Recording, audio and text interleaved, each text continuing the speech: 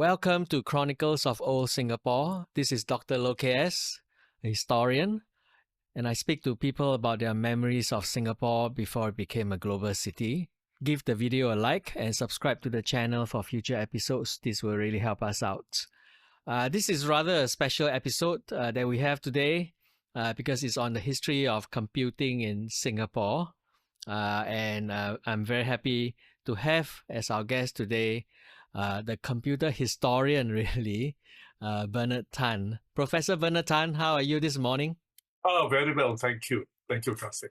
Yeah, we corresponded a few months ago, and then through another matter, the Singapore Microcomputer Society, which we'll talk about a bit later on, I found that you had written a fantastic article on the history of microcomputing in Singapore, right? So maybe Bernard, you can kind of briefly introduce yourself. What do you do, and what are you up to these days? Well, basically, I'm a retired physics professor. I worked at the National University of Singapore from 1968, when it was not the National University of Singapore, it just was simply University of Singapore, until I retired in 2017, officially.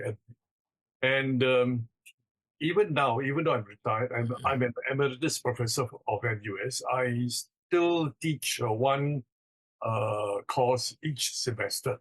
And in this course is a physics course, or does it have anything to do with Singapore? Yes, this course is a physics course, but it's a rather unusual course because I'm also a musician.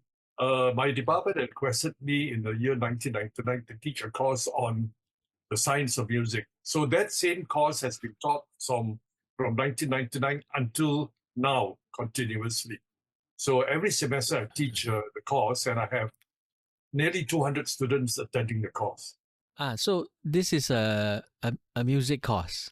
Well, this is a combination of music and physics because what I'm trying Okay. to do is I'm trying to teach the very basic facts, scientific and physics facts about music. So I talk about uh, wavelength, harmony, frequency, and I talk about how scales are constructed, how musical instruments work, why musical instruments sound different from each other.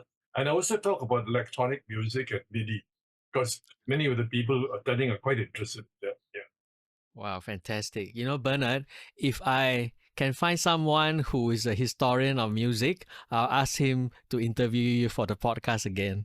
Wonderful. Unfortunately, I know nothing about music, but I mean, I think half the writings on you on the internet, right, are on you as a musician, actually. So you are really multi-talented. I really want to find out more today about the history of computing in Singapore because it is an area that has so much to do with many aspects of Singapore's history. Although it's often not talked about, I think the computer is, of course, a form of technology and it's very much part of our industrialization, part of our work. In the 1970s and 80s, we had semiconductor companies in Singapore, the first electronics companies in Singapore. We use computers in our work, in our business. I think in the 70s and 80s, we began to computerize, right? Many of our government agencies and even our local businesses began to adopt the use of computers. Computers, of course, part of our physical landscape and part of our retail landscape. And I think I want to talk about Sim Lim Square and Funan Center, iconic computer mutts. The computer has really uh, gone on huge advances in recent decades, and we hold mini computers in our hands today in the form of the smartphone. By starting, Bernard, uh, can you explain, how your interest in computers and electronics came about? Well, I've always been interested in electronics since I was a little kid. So it turned out that I could have done electrical engineering, which I didn't do, but I wanted to understand the fundamentals of engineering, which is basically physics, which is why I did physics. So I did physics in NUS, and I went off to do a PhD in Actually, I did my PhD in a combination of physics and electronic engineering. When I came back in 1968, I immediately joined the University of Singapore. And the computing landscape at the time was very different because there were no such things as personal computers. In 1968 and the years preceding, if you wanted to interact with a computer, it was very likely going to be a very big IBM computer or maybe a mini computer like a PDP-11, which was smaller than IBM mainframe computer, but still a very large item. The idea of a computer being a personal possession was just not in existence. Now, in 1968, of course, I taught not computers per se, but digital electronics, which is really the foundation of computing at the basic level. In digital electronics, I taught electrical circuits which work on the basis of ones and zeros. So I taught things like AND gate, OR gate, that kind of thing, multi-vibrator and that sort of thing. And these were the fundamental sort of components of a computer. But a computer was still, even in 1968, a machine which would be, I don't even think it could occupy a desk. It would be bigger than that. It would be the size of a table. But in 68, much smaller mini computers were coming into being. The most important one being the PDP-11 from a company called Digital Equipment Corporation, DEC. And the smallest of these was the PDP-8, which really had been cut down to a size where it could virtually fit on a table. But in 1968, there was no personal computer. But in the early 1970s, something very important occurred.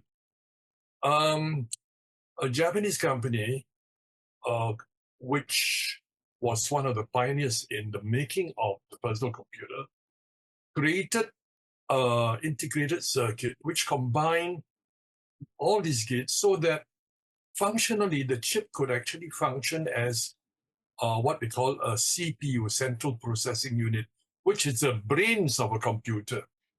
And this early CPU, all computers need to have a CPU, Central Processing Unit, as the center of its thinking.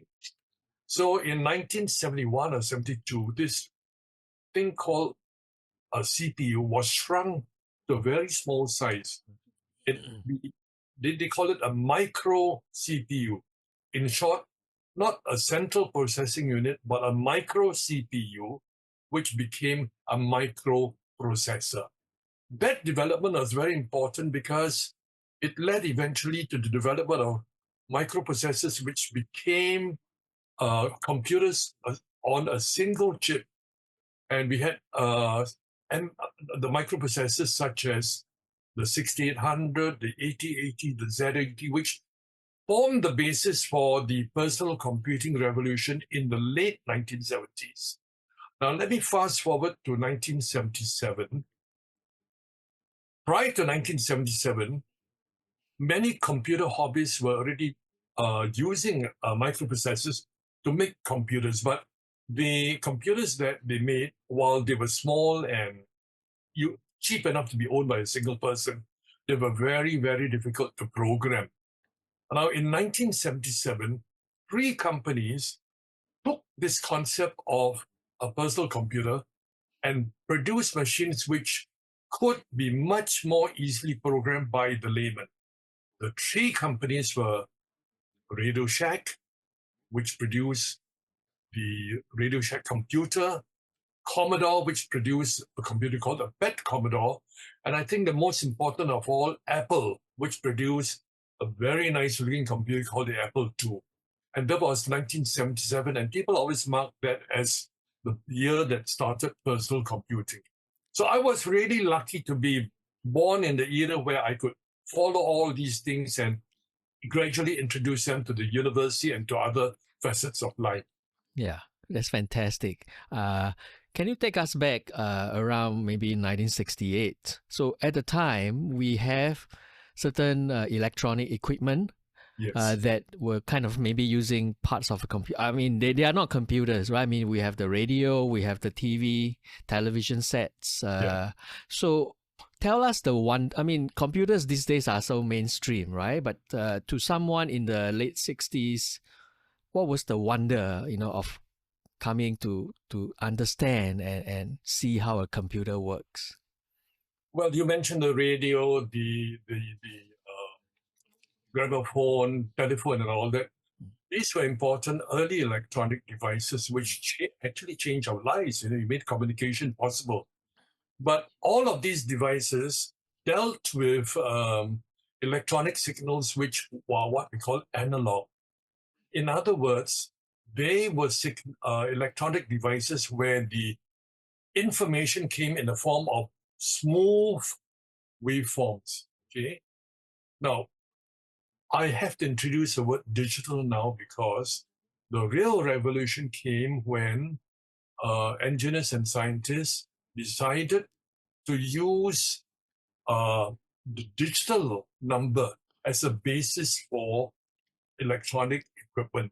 Now, a digital number is a number 1, 2, 3, 4, 5. Now, in terms of the smooth waves, the waveform can have many values, 1, 1.11. But in digital equipment, you have only a certain number of numbers, 1, 2, 3, 4, 5, 6, 7, 8. And the equipment manipulates the numbers in terms of ones and zeros. Instead of using the whole gamut of numbers 0, 1, 2, 3, 4, 5, 6, 7, 8, 9, these devices use a system of numbering which bears only two digits, ones and zeros. And because we only use ones and zeros, it makes the manipulation of these digital numbers very much easier and faster. So what actually happens is that in digital equipment, all the information is converted into digital numbers, binary numbers, because there are only two digits, ones and zeros. And this is what drove the computer revolution. So in microprocessors, all of the numbers of computing, the calculation, is done with numbers which are expressed in only ones and zeros. And these ones and zeros enable us to make computers run very, very fast. So that's very interesting, Bernard. Could you, I mean, this has been like 45, 55-year love affair, right, with computers. How have you sustained your love for computers, as computers developed, and grew exponentially? Well, I mentioned the first personal computers in 1977. And of course, my first real experience of it was with a computer called the Apple II, which many people of my generation will know very well. And of course, I bought one of the first Apple IIs in Singapore, and I still have several of them. And of course, we have progressed beyond the Apple II, which was a very simple computer, but which became very important. And we progressed beyond them to the IBM PC, the Macintosh, and very powerful computers today. And in fact, as you mentioned today, if you have a smartphone, you're carrying a computer which is immeasurably more powerful than the Apple II. And not only that, so much easier to use because you don't have to know any computer language. You can speak to the computer. You can manipulate what you want to do using just ordinary simple movements. In spite of the fact that, of course, I love smartphones and all that, harking back to the days of 1977 and the 80s, because I think I was one of the first people to use personal computers for teaching and research. My affection for these early computers, particularly the Apple II, has remained with me till today. And in fact, there are many people of my age group and even younger who still are a bit obsessed with the Apple II. And there are many groups over Facebook and internet dealing with Apple. In fact, you can go to eBay and you can buy an Apple II for a bit inflated price. What was so special about the Apple II? The Apple II was special because, first of all, 1977, the three computers, the Apple II, the PET Commodore, and the Radio Shack were produced. They superseded the previous computers because you could sit and work on them like a typewriter and you could type commands. Before that, you had to input very complicated digital commands into the much earlier computers. The Apple II was, I think, the most successful of these three computers because they look really nice. If you look at an Apple II today, it still has a design which is sort of timeless. And they made the Apple II such that if you bought the Apple II, you could hook it up to your home TV. You didn't have to buy a monitor. And you could immediately start playing games and writing simple computer programs just like that. So many people of my generation still have a very great affection for the Apple II. I think I have about four of them with me. 4 of them. Four of them. I think I'm gonna show one of the photos you sent me. Is this the one? That's the very first one. That is an Apple II which dates back to 1977, 78, 79. And that's a monitor which I bought coming with. It only produces green lettering. But for people who worked during that time, they will know this computer and they will recognize the green screen, which was a very common thing. But of course, the Apple II had one thing which went beyond the other two competitors. The Apple II, straight from day one, could produce color, and you could play games in color. But in the laboratory, we didn't do much of that. We used the Apple II for research and for work. So we didn't really need color. But in the home environment, people use the Apple II to play games a lot. I have to confess that I also played games on my green screen quite a bit. What kind of games were those? Those were more basic games in those days. Yeah, more basic games. But of course, I think for me, till today, my favorite game was Space Invaders. Space Invaders is this bunch of alien ships on top of you and you shoot them down. And Space Invaders actually dates back earlier than that because in those days, even before personal computers, there were game arcades, places where you could hang out, and there were big machines where you could play Space Invaders and all sorts of other games. But you had to pay per game now. You have to put dollar notes or coins or whatever. So the great thing about the personal computer is you could play Space Invaders free of charge, you know. But the gaming arcades are important because it sort of oriented people to think about using the computer for other purposes than finance and particularly gaming. And of course, computer gaming today remains a very, very big part of the whole industry. Mm-mm. Yeah. Did you ever play the early RPGs on the computer? The early RPGs, I was probably not of the right age because the very early IBM computers, which date back to the 60s or even the 50s, say the 60s, I was still in school. I didn't have access to a big IBM computer, but the researchers in computer laboratories using big IBM computers would be able to write games in the computer language that they'll be using. And of course, these RPG or role-playing games were first invented on the big mainframes. Of course, they've come down to the personal computers too. And of course, the most famous RPG of that time, Dungeons and Dragons, was actually created in a university computer laboratory using a big IBM mainframe. But I think I was still in secondary school, so I didn't do that. I had no access to an IBM computer. Right. I mean, the Apple II is quite remarkable even today. Right? I mean, it's got a certain charm to it, isn't it? Yeah. So we are talking about the same Steve Jobs, right? Actually, here I was cut in and mention Apple company, the computer company, was founded by two guys named Steve. Steve Jobs, who you just mentioned, and another guy called Steve Wozniak, Wozniak. Or is it N-I? Yeah, N-I-K. And these two guys, they were both interested in early computers. So they both attended the meetings of the first computer club in microcomputer club in the world, the Homebrew Computer Club in California. Now, Wozniak, we still regard him today as the electronic genius behind Apple.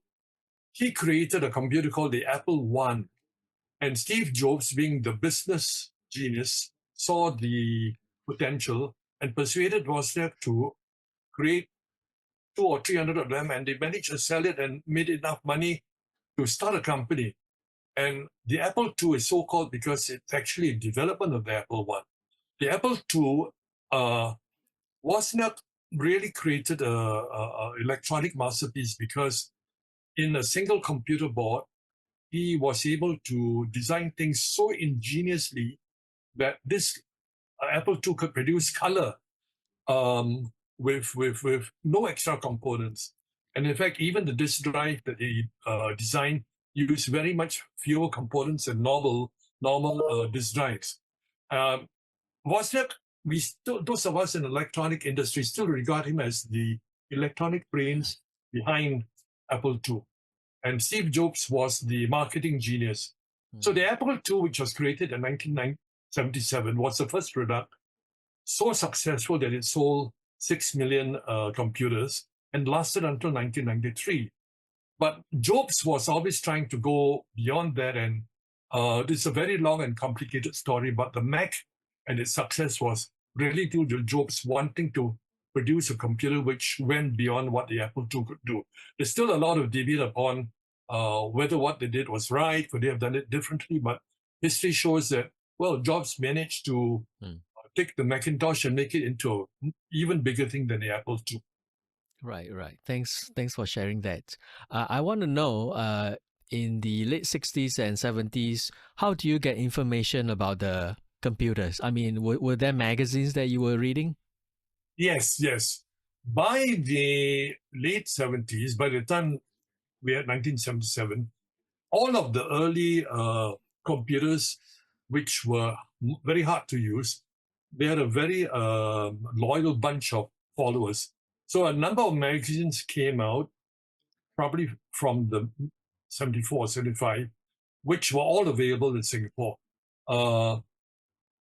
Early ones were like Kilobyte Microcomputing. Of course, the most famous one was Byte, which came a little later. And all of these were available, but you had to go to the magazine shop and buy them. And big American magazines, they were not cheap. So I had to spend some money to buy these magazines. Don't forget that there was no such thing as internet, where today you can get information. So all of the information you had to get from these magazines entirely. But these magazines are very interesting, and I did learn a lot. I managed to write a couple of articles for these magazines as well. I guess, Bras Basah, when it came out around 1980, would carry these magazines. But before that, this would be individual bookstores. Is that right? Along like North Bridge Road, maybe? Well, you would have to go to the bigger bookstores like MPH and the like. Okay. Maybe some of the sidewalk publications people, the people who sold newspapers and all that, might have some of these, but not very likely. So I had to buy these magazines from the bigger bookshops, and they were costly. National Library had the magazines? That's a good question. I think probably by the late 70s, National Library was already subscribing to that, because by then personal computing had become a well-established hobby, And Okay. I remember that many of the early designs, if you're a keen hobbyist and you wanted to build your own circuits, these were the only places, these were the only publications where you could get information on the circuitry. Right. Yeah, I want to ask you about that as well. So when you tried to build your first computer, where do you get the parts? Where do you get stuff? Okay. Yeah.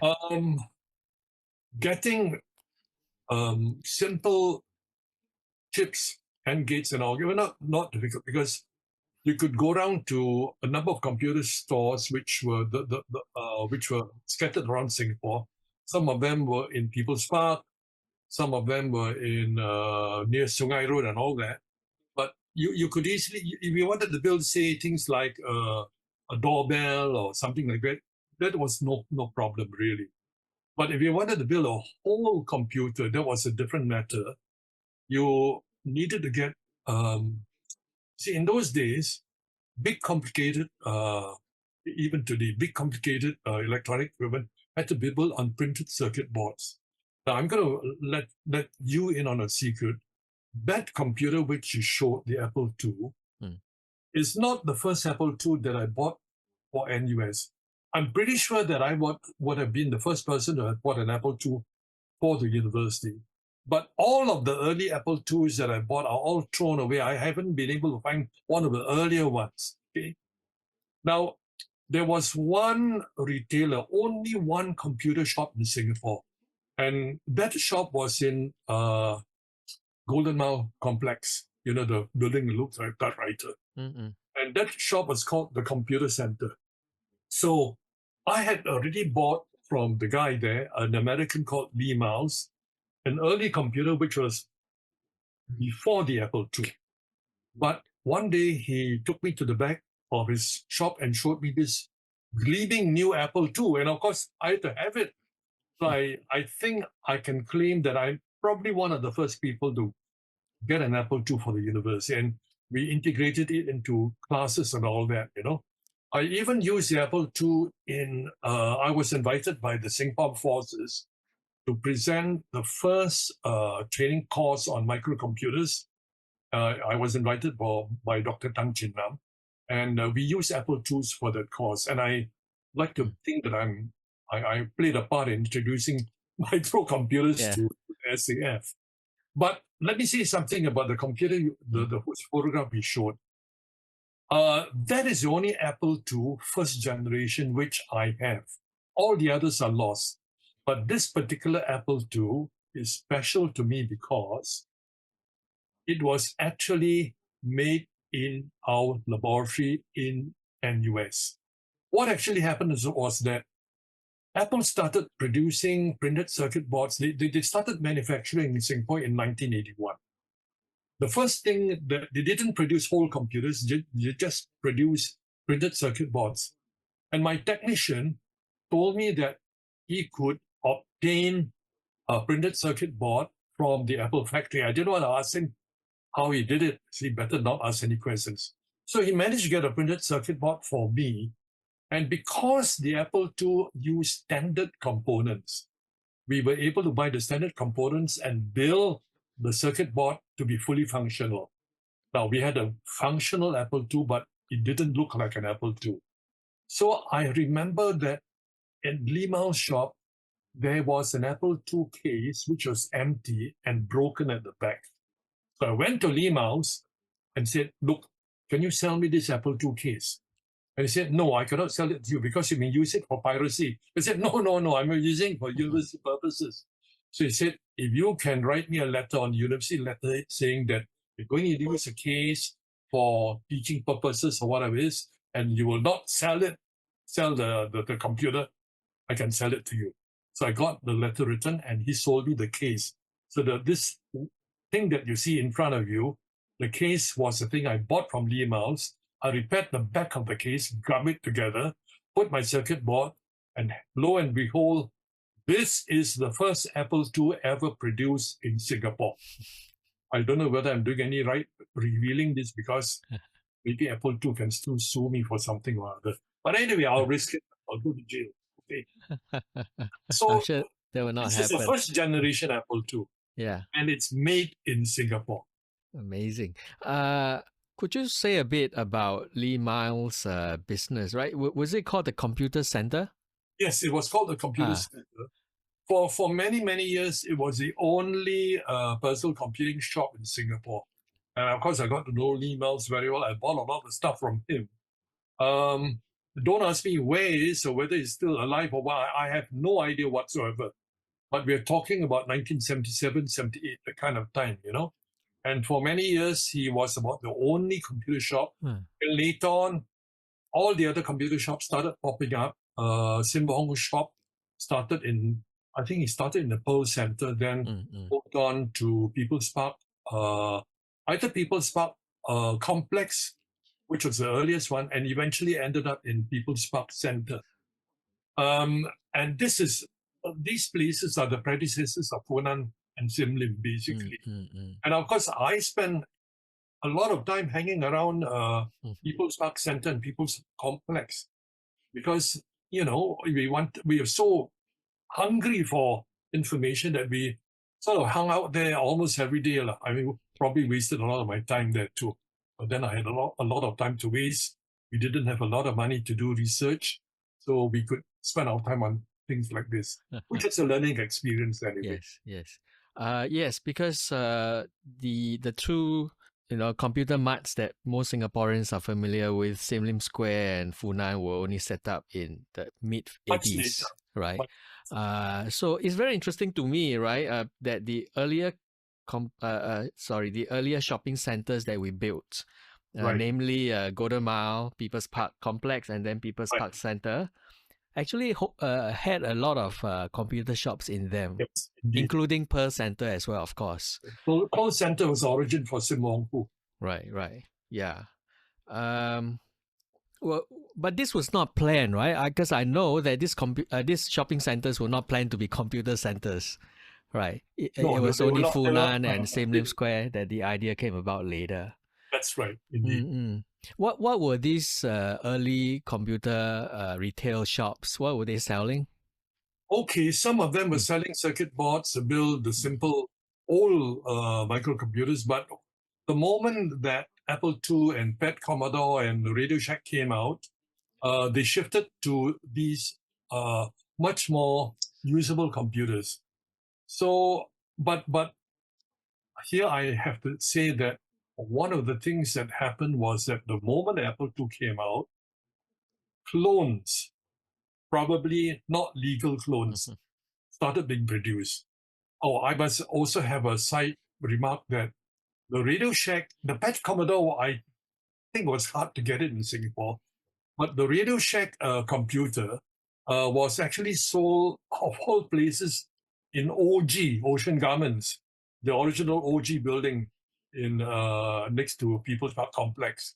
The reason for that is because the son of the owner, I can't remember his name, was also crazy about computing. So he persuaded his father's company, to be the importer for the Radio Shack. And that's where we got our Radio Shacks. But let me get back to the idea of clones. The moment that Apple II came out, all over the world, people started producing illegal clones. Well, some were illegal because they were just copies. Some were more legal in the sense that while they could produce run programs by the Apple II, they sort of got around the patent restrictions and all that. And I think, if I'm not mistaken, Sim Wong Hu's company, Creative Computing, he produced, was it called a Pineapple or the Cubic 99 or something like that? And his take on his version of the Apple II was that his Apple II copy could produce music. That's why Creative always excelled in the field of music. Yeah. The existence of these shops, were these shops selling parts or computers more for personal use, or were they more for work use and business use? Very much more for personal use. Because it was a period of time where the use of personal computers in business was really rudimentary. So most of the people who used to hang out in the shops and buy this stuff were doing it for their own personal selves. Much later on, when the computers, when Apple II, for example, could run a program called VisiCalc, the first spreadsheet, then businesses started buying Apple IIs, and when accounting software came out on, say, the Radio Shack, then people used to buy the Radio Shack for that purpose as well. But initially, in the first couple of years, they're all hobbies of people just doing it for their own, own edification. Yeah. So Bernard, I mean, when you bought your first computer, I mean, you talked about playing games on it, Right. but would you have used your Apple II for the things that people use computers today for? Would you do word processing, or what did you use the computer for? Yes, word processing, of course, was something that almost everyone did. And even the Apple II from day one had a fairly simple word processor. Till today, I still have many of these files dating back to the 70s. But another thing which I did, the Apple II was different from Radio Shack and the Pet Commodore, because if you know the Apple II, you know when you open it up, one of the things you see on the circuit board are slots where you could plug in additional circuit boards.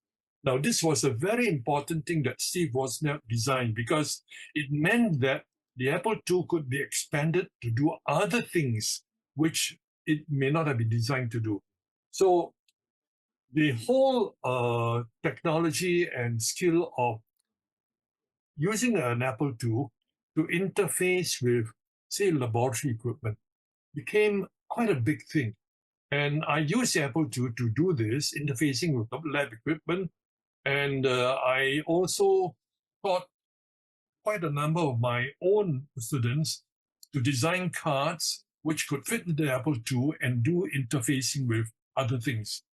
The Apple II had this unique ability to do that, which the other two computers could not do, really. Is this where you could use your Apple II and the computers for your physics classes, your physics lessons? Yes, indeed. You could use the Apple II to show people that you could, say, use the Apple II to drive some equipment, to display LEDs and that kind of thing. So there was a very big sort of activity among Apple II people, actually, because Apple II had this capacity. The IBM PC very wisely also built this sort of capacity, but the other computers could not do this.